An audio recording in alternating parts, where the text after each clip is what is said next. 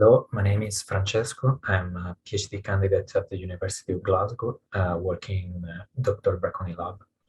Today I'm going to introduce you our work about liquid biopsy in biliary tract cancer patients undergoing first-line chemotherapy combination. We currently live in the era of targeted therapies, prompting the use of genomic profiling. This one is not always available due to a lack of approval from the NHS and a lack of tissue accessibility, especially in biliary tract cancer. For this reason, a liquid biopsy is a powerful tool because in a less invasive way, it is possible to have access to the circulating tumor DNA fraction molecules released from the tumor in the bloodstream and have them profiled by next-generation sequencing. At the Bitson, West of Scotland, in Glasgow, we are enrolling people in the REGBIL trial and have them assessed by next-generation sequencing to characterize the genomic profiling via the study of circulating tumor DNA. By this study, we have three main aims that are: can we identify druggable alteration with liquid biopsy in biliary tract cancer? Can ctDNA analysis inform chemotherapy response? And finally, does the ctDNA profile change of the course of chemotherapy?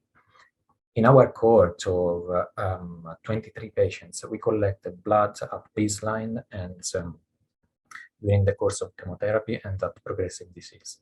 Blood samples were processed in order to separate plasma from the blood fraction, and plasma samples were processed in order to isolate circulating tumor DNA fraction by by Avenio kit from Roche. The setup of this study is just to analyze the genomic profile at baseline and progressive disease by next-generation sequencing, and follow single mutation by digital PCR in samples, in interim samples. Going to section 1, our cohort is composed of 23 patients, male and female patients in same ratio. Our cohort covered the entire phenotype of biliary tract cancer, so we have intrahepatic, perihilar, distal cholangiocarcinoma patients, gallbladder cancer patients, and ampullary patients. The majority of them didn't receive resective surgery, but all of them had first-line platinum combination. In total, 14 patients progressed and 15 patients are still alive. Going to the section below, our table displays all our cohort organized based on the tumor subtype. The full color bars indicate the duration of the first-line chemotherapy treatment, while the empty bars indicate the time from the end of the first-line treatment to the last follow-up, so the overall survival. We sent all samples for ctDNA analysis for 23 patients, while at the moment for the progressive disease for patients with progressive disease, we sent 8 samples out of 14 for ctDNA analysis. Moving to section 2, we have the characterization, the genomic profiling of the 23 samples. In total, we were able to detect 49 genomic alterations. These includes 43 single nucleotide variants and 6 copy number variations.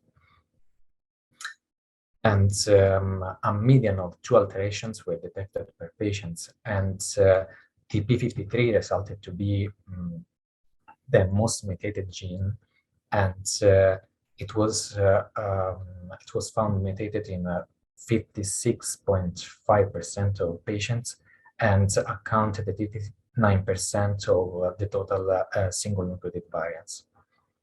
Among the other most altered genes, we found 6 druggable alterations, like PIK3A, MEK, BRAF, RBB2, and IDH1.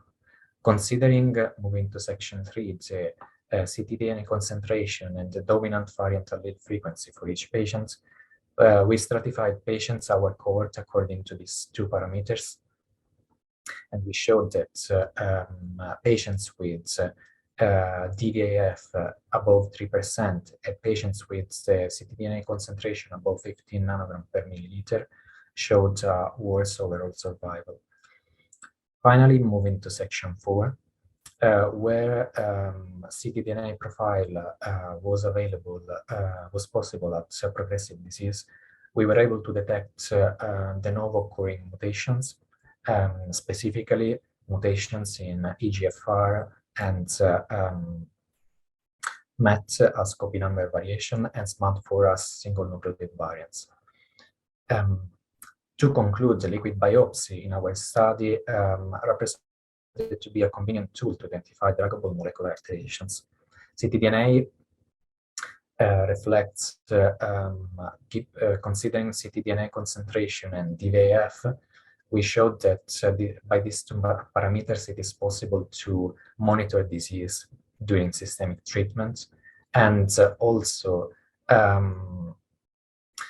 by this study, we showed that in 37.5% of patients occurred dynamic changes. This is extremely helpful because by this approach, we can monitor the mutational profile change from baseline to progressive disease and consider additional therapeutic options in fit patients. So to conclude our work, we would like to thank patients and family of the RECBIL trial. And finally, we would like to thank the clinical research unit staff at the Bitson West of Scotland in Glasgow for providing such a great support for sample collection. Thank you very much.